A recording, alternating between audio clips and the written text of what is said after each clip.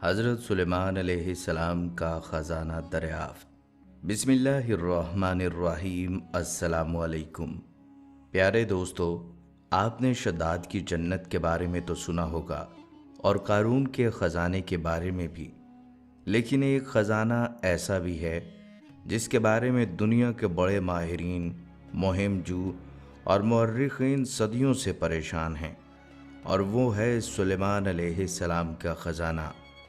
یہ خزانہ آخر گیا کہاں؟ کیا جنات نے اسے کسی خفیہ وادی میں چھپا دیا تھا، یا پھر یہ ہیکل سلیمانی کے زیر زمین تہ خانوں میں آج بھی محفوظ ہے؟ کیا واقعی یورپ کے نائٹس ٹیمپل نے اس خزانے کا کچھ حصہ نکال کر دنیا کے پہلے بینکنگ سسٹم کی بنیاد رکھی تھی؟ دوستو، یہ سوالات صرف تاریخ کے نہیں بلکہ ایمان اور عقیدے کے بھی ہیں، کیونکہ کچھ لوگ تو یہاں تک کہتے ہیں کہ یہ خزانہ آج بھی دنیا کی بڑی طاقتوں اور یہودیوں کے ہاتھوں میں ہے، اور یہی ان کی مالی طاقت کا راز ہے۔ تو آئیے آج کی اس ویڈیو میں ہم ان تمام روایات، تاریخی دلائل اور حیرت انگیز قصوں کو دیکھیں گے، تاکہ پتہ چل سکے کہ حضرت سلیمان علیہ السلام کا خزانہ آخر کہاں ہے، اور اس پوری کہانی سے ہمیں کیا سبق ملتا ہے۔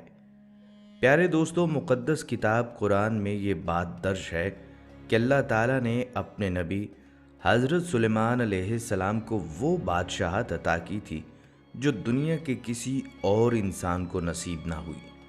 ہوا آپ کے حکم کی غلام تھی، پرندے آپ کی فوج میں شامل تھے، جانور آپ کے فرما بردار تھے، اور جنات آپ کے حکم پر زمین کے تہ خانوں سے خزانے نکالا کرتے تھے۔ سونے کے انبار، ہیرے جواہرات کے پہاڑ، قیمتی دھاتوں کے خزیرے، یہ سب کچھ حضرت سلیمان علیہ السلام کے محلوں کو جگمگاتا تھا۔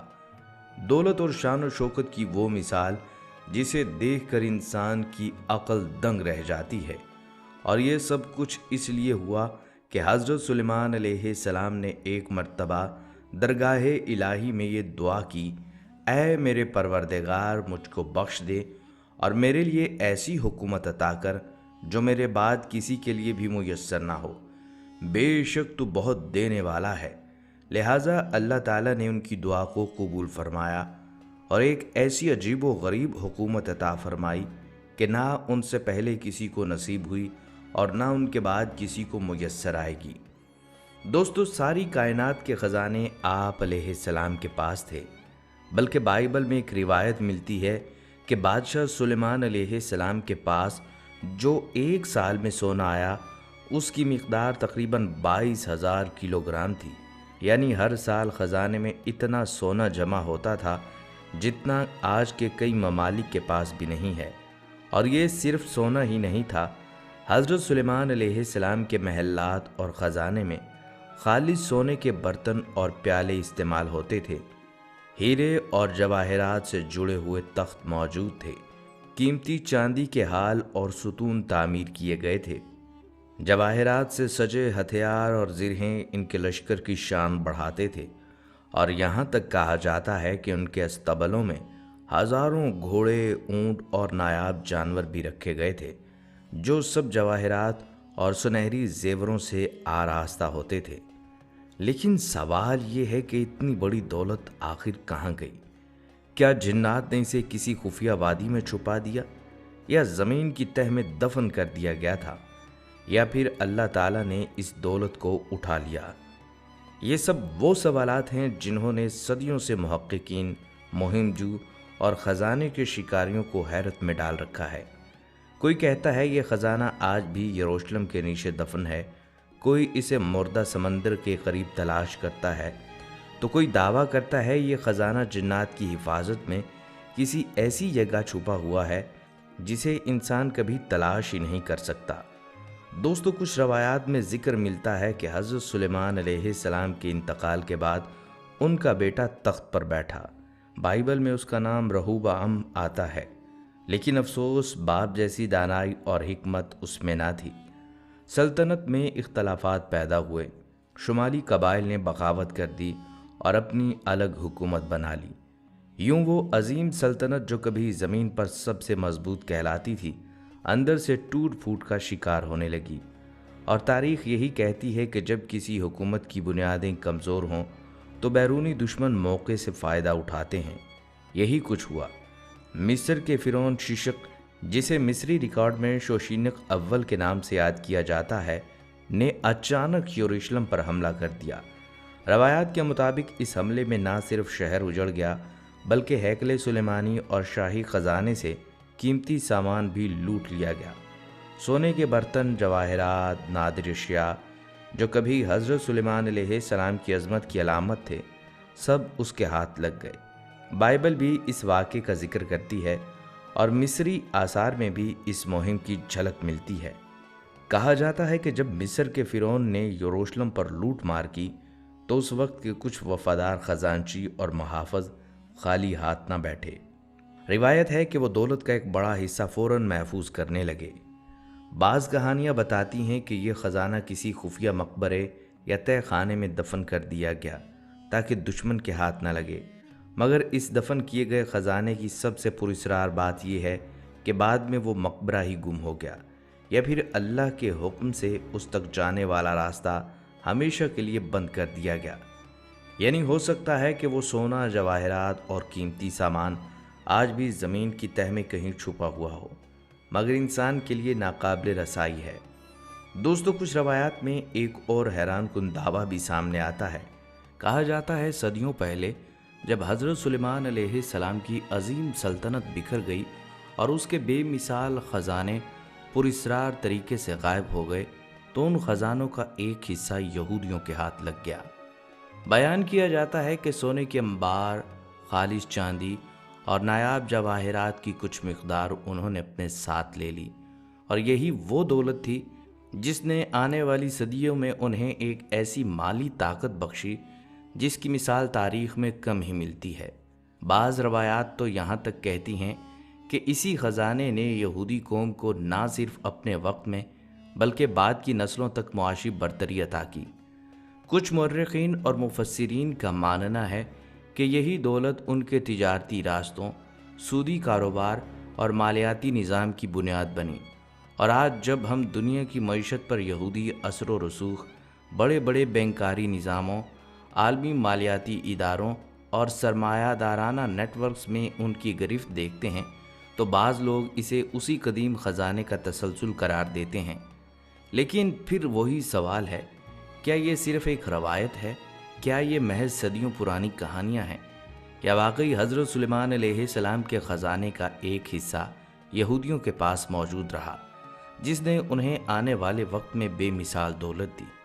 माहिरीन तारीख़ का कहना है किसी भी कौम की मुआशी ताकत सिर्फ़ एक ख़जाने से नहीं बनती बल्कि सदियों की मेहनत, हालात और तिजारती हिकमत अमलियों का नतीजा होती है। इसलिए ये दावा ज़्यादातर अफसानवी और क़यास आराइयों पर मबनी है। और दोस्तों, यहीं से एक और हैरान कुन ज़ाविया सामने आता है। यहूदियों के पास दौलत पहुंचने की रवायात अपनी जगह, लेकिन कुछ वाक़यात ऐसे भी हैं जो इस बात की तरफ इशारा करते हैं कि हज़रत सुलेमान अलैहिस्सलाम के ख़जानों का एक हिस्सा दरअसल हैकले सुलेमानी के ज़ेरे ज़मीन तहखानों में छुपा दिया गया था। हैकले सुलेमानी की तामीर सबसे पहले हज़रत दाऊद अलैहिस्सलाम ने शुरू की, मगर उनकी वफ़ात के बाद ये अजीम काम हज़रत सुलेमान अलैहिस्सलाम ने मुकम्मल किया। मुख्तलिफ़ मुल्कों से माहिर मेमार और कारीगर बुलाए गए जो ग़ुलाम नहीं बल्कि आज़ाद पेशावर थे। यही लोग बाद में फ्री मैसन कहलाए। ये मेमार सिर्फ हैकल की तामीर पर नहीं बल्कि खुफिया तहखानों और ज़ेरे ज़मीन कब्रों पर भी काम करते रहे जहाँ कीमती ख़जाने महफूज किए गए। हैकल की तामीर के बाद वो वापस लौट गए, लेकिन इन राज़ों को अपनी नस्ल तक मुंतकिल करते रहे।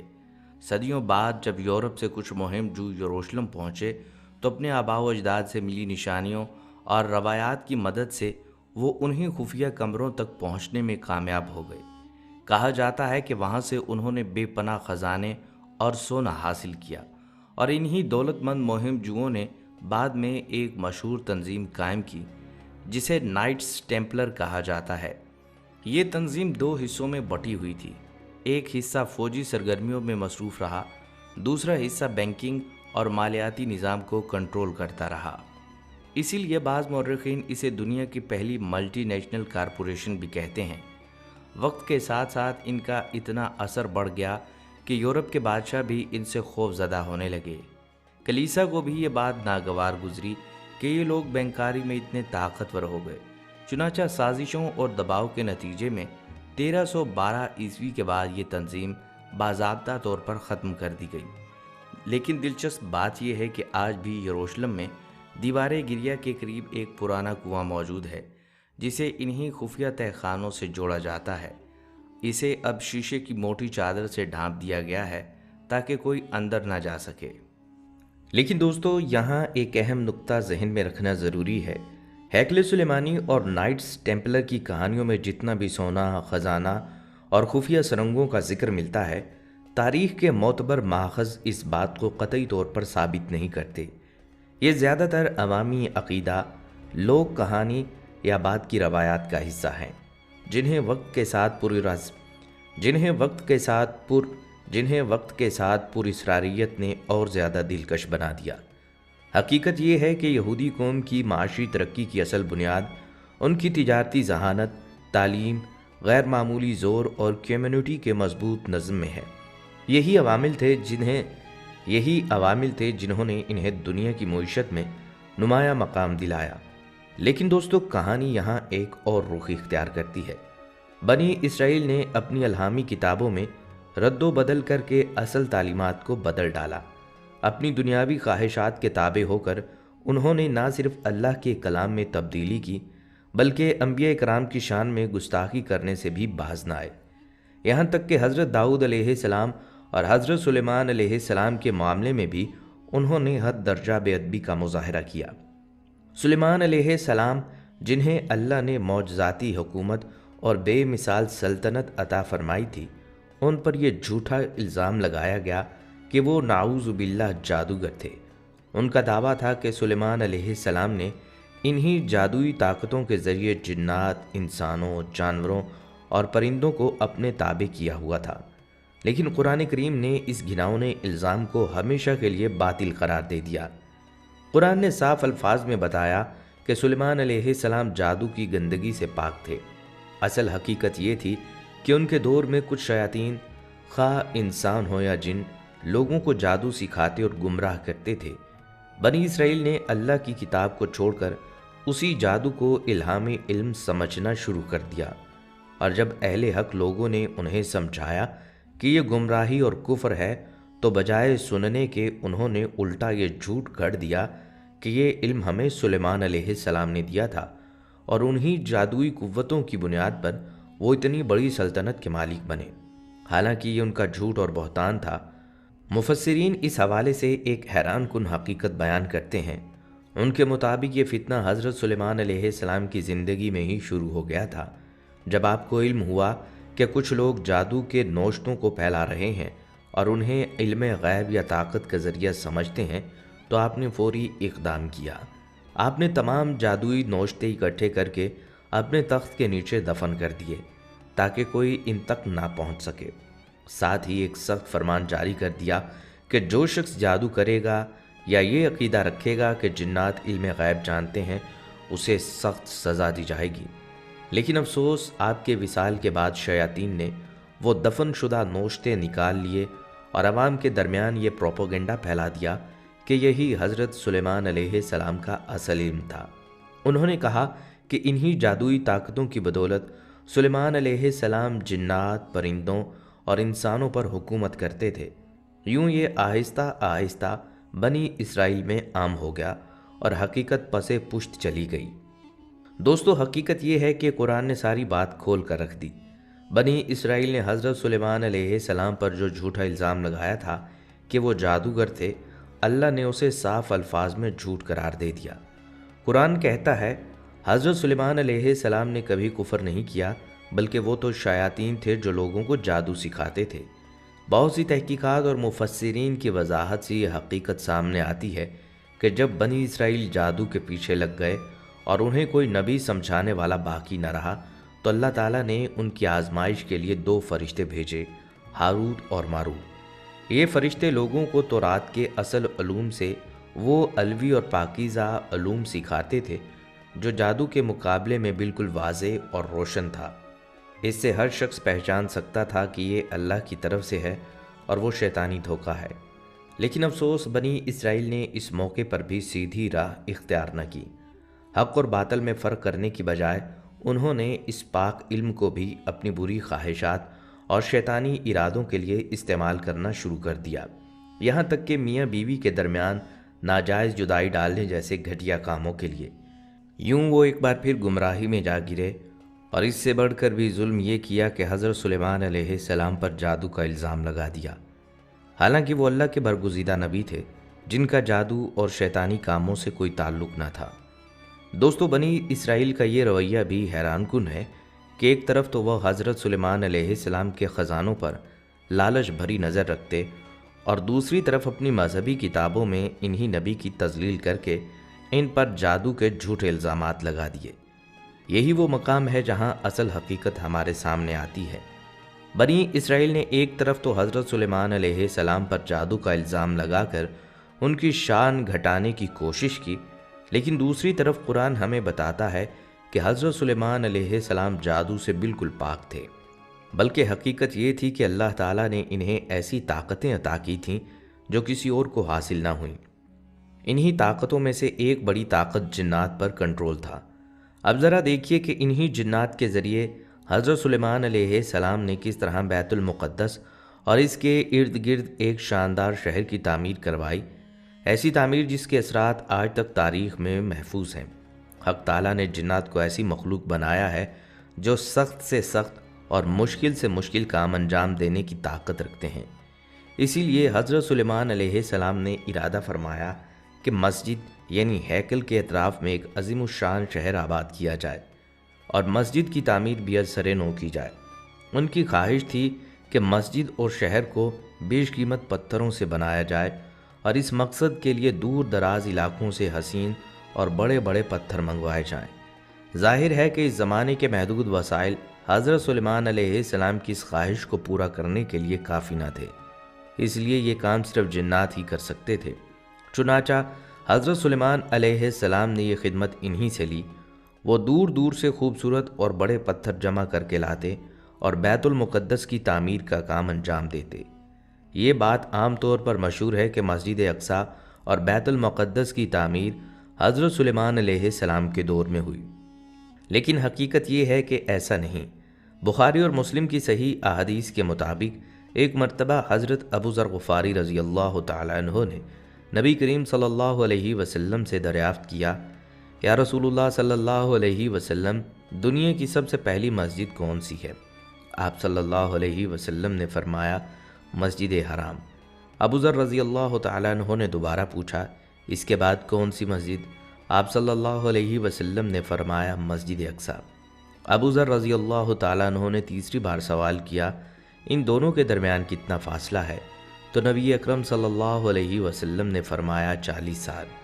حالانکہ حضرت ابراہیم علیہ السلام بانی مسجد حرم اور حضرت سلیمان علیہ السلام کے درمیان 1000 سال سے بھی زیادہ کا فاصلہ ہے۔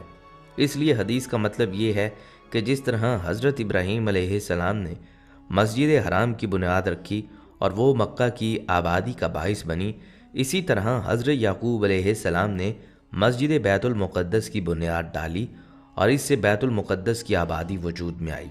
پھر عرصہ دراز کے بعد حضرت سلیمان علیہ السلام نے مسجد اور شہر کی تعمیر کو دوبارہ شاندار انداز میں مکمل کیا۔ جنات کی تسخیر کی بدولت یہ تعمیر ایسی بے مثال ہوئی کہ آج بھی لوگ حیران ہیں کہ یہ دیو ہیکل پتھر کہاں سے آئے، کس نے انہیں تراشا اور کس طاقت نے انہیں اتنی بلندیوں پر لا کر فٹ کیا۔ یہ سب حضرت سلیمان علیہ السلام کے معجزات میں سے ایک نشانی تھی۔ قوم جن نے حضرت سلیمان علیہ السلام کے لیے صرف بیت المقدس ہی نہیں بلکہ اور بھی عمارتیں اور ایسی اشیاء تیار کیں جو زمانے کے لحاظ سے عجیب و غریب سمجھی جاتی تھیں۔ قرآن مجید میں اس کا ذکر یوں ہے، کچھ جنات سمندر میں غوطے لگاتے اور بیش قیمت اشیاء نکالتے تھے۔ وہ محلات، قلعے، بڑے بڑے لگن، دیگیں اور تصاویر تیار کرتے تھے۔ جنات کا ایک لشکر ہر وقت حضرت سلیمان علیہ السلام کی خدمت میں مصروف رہتا۔ سرکش جنات کو زنجیروں میں جکڑ رکھا گیا تھا تاکہ وہ کسی حکم کی خلاف ورزی نہ کریں۔ اللہ تعالیٰ نے حضرت سلیمان علیہ السلام کو اتنی نعمتیں عطا فرمائیں کہ قرآن میں یہاں تک ارشاد ہے، یہ ہماری بخشش ہے، چاہو تو عطا کرو، چاہو تو روک لو، تم سے کوئی باز پرس نہیں ہوگی۔ اس کے باوجود حضرت سلیمان علیہ السلام اپنی دولت و حکومت کو اللہ کی امانت سمجھتے اور اسے اپنی ذات پر خرچ نہ کرتے تھے۔ روایت ہے کہ وہ اپنی روزی خود ٹوکریاں بنا کر کماتے تھے، بلکہ جنات نے حضرت سلیمان علیہ السلام کے لیے تخت اس انداز سے بنایا تھا کہ تخت کے نیچے 2 خونخوار شیر کھڑے تھے اور اوپر بڑے بڑے پرندے یعنی گدھ مولک رہتے۔ جب حضرت سلیمان علیہ السلام تخت پر جلوہ افروز ہوتے تو شیر حرکت کرتے اور پرندوں سے سایہ کر لیتے۔ اسی طرح جنات نے پتھروں سے بھاری دیگیں اور بڑے حوض تیار کیے جو اپنی جسامت کی وجہ سے ایک جگہ جمی رہتی۔ شہر بیت المقدس اور ہیکل یعنی مسجد اقصی کی تعمیر اور دیگر اشیاء کی تیاری میں 7 سال لگے۔ تورات میں بھی ان تعمیری خدمات کا تفصیل کے ساتھ ذکر موجود ہے کہ حضرت سلیمان علیہ السلام نے خداوند کا گھر، یروشلم کی مسجد اور اپنا قصر، شہر پناہ، خزانے کے شہر، فوجی چھاونیاں اور اپنی سلطنت کی مختلف عمارتیں تعمیر کیں۔ وہاں پتھر کے عظیم حوض، بھاری دیگیں اور بیش قیمتی پتھروں سے بنی تصاویر وغیرہ کا بھی ذکر ملتا ہے۔ دوستو، حضرت سلیمان علیہ السلام بڑی بڑی شاندار عمارتیں اور پرشوکت قلعے بنانے کے بہت شوقین تھے۔ ان کی خواہش یہ تھی کہ یہ عمارتیں مضبوط بھی ہوں اور ہمیشہ قائم رہیں۔ اس مقصد کے لیے ضروری تھا کہ عام گارے اور چونے کی بجائے ایسی چیزیں استعمال کی جائیں جو بہت زیادہ مضبوط ہوں۔ اس وقت کے حساب سے سب سے موزوں چیز پگھلی ہوئی دھات تھی جو گارے کی طرح جوڑنے اور مضبوط بنانے کے کام آتی تھی۔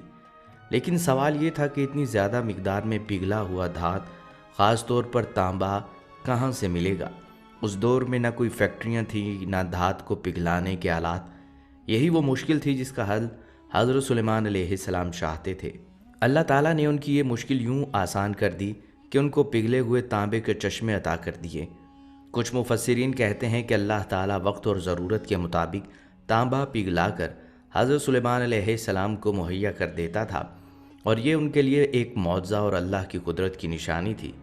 اس سے پہلے دنیا میں کسی نے دھات کو پگھلانے کا فن ایجاد نہیں کیا تھا۔ کچھ علماء کرام یہ بھی کہتے ہیں کہ اللہ تعالیٰ نے حضرت سلیمان علیہ السلام کو زمین کے وہ علاقے دکھا دیے جہاں قدرتی طور پر آگ کی تپش کی وجہ سے تانبا پانی کی طرح بہہ رہا تھا۔ ان چشموں کے بارے میں انسان اس سے پہلے کچھ نہیں جانتے تھے۔ اس رائے کے مطابق یہ غیر معمولی انعام تھا کہ اللہ نے زمین کے چھپے ہوئے خزانے ان پر ظاہر کر دیے۔ ابن کثیر نے قتادہ رحمۃ اللہ علیہ سے روایت نقل کی ہے کہ یہ پگھلے ہوئے تانبے کے چشمے یمن کے علاقے میں تھے اور اللہ تعالیٰ نے انہیں حضرت سلیمان علیہ السلام کے لیے ظاہر کیا تھا۔ قرآن مجید نے اس بارے میں زیادہ تفصیل نہیں بیان کی۔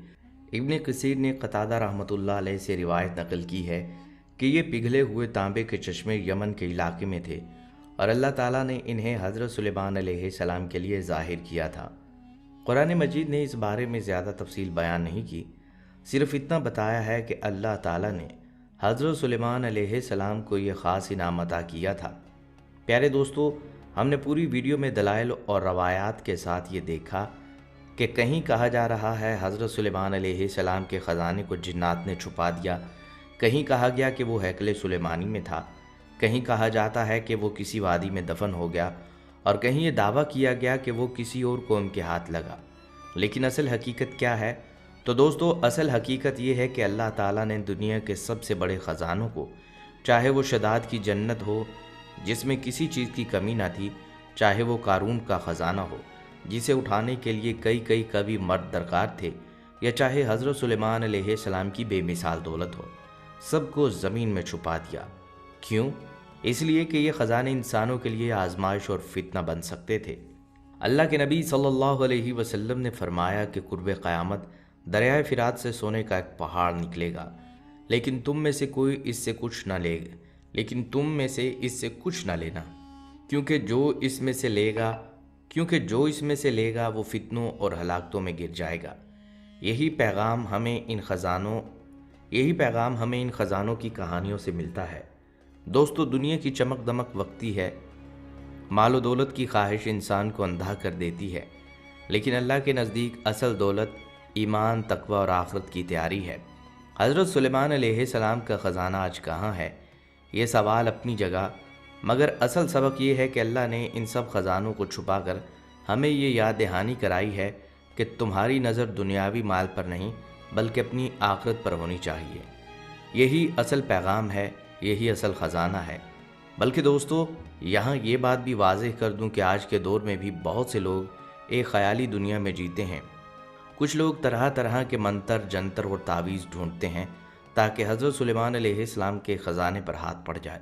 کچھ عاملین دعویٰ کرتے ہیں کہ ان کے پاس ایسی دعائیں یا عملیات ہیں جن کے ذریعے جنات آ کر وہ خزانہ تمہارے قدموں میں ڈھیر کر دیں گے اور پھر تم دنیا کے سب سے امیر انسان بن جاؤ گے۔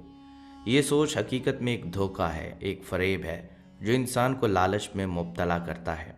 اسلام ہمیں سکھاتا ہے کہ رزق صرف اور صرف اللہ کے اختیار میں ہے۔ نہ کوئی جن تمہیں خزانہ لا کر دے سکتا ہے، نہ کوئی منتر تمہیں قارون یا سلیمان علیہ السلام کی دولت کا وارث بنا سکتا ہے۔ اس قسم کے عقائد نہ صرف باطل ہیں بلکہ انسان کو شرک اور گمراہی کی طرف لے جاتے ہیں۔ دوستو حضرت سلیمان علیہ السلام کے خزانے کی کہانی ہمیں یہ سکھاتی ہے کہ دنیاوی دولت نہیں بلکہ ایمان اور آخرت کی دولت باقی رہتی ہے، اور اصل کامیابی خزانے ڈھونڈنے میں نہیں بلکہ محنت، حلال کمائی اور اللہ پر بھروسہ کرنے میں ہے۔ لہٰذا ہمیں چاہیے کہ ہم جھوٹے دعووں اور باطل عقائد سے بچیں، اللہ تعالیٰ سے دعا کریں، اے اللہ ہمیں وہ رزق عطا فرما جو حلال، پاکیزہ اور ہمارے لیے بابرکت ہو۔ ہمارے دلوں میں لالچ اور ہوس کی بجائے شکر گزاری اور یقین پیدا فرما۔ اے رب ہمیں دنیاوی دولت کی بجائے وہ دولت عطا فرما جو کبھی ختم نہ ہو۔ ایمان، علم اور آخرت کی کامیابی ہمارے اعمال کو قبول فرما اور ہمیں سیدھی راہ دکھا تاکہ ہم ہر حال میں تیرے ذکر اور تیری فرما برداری میں قائم رہیں۔ اے اللہ ہمیں صحیح اور برحق راستہ اختیار کرنے کی توفیق عطا فرما اور ہر باطل دعوے، فریب اور دھوکے سے محفوظ رکھ۔ آمین یا رب العالمین۔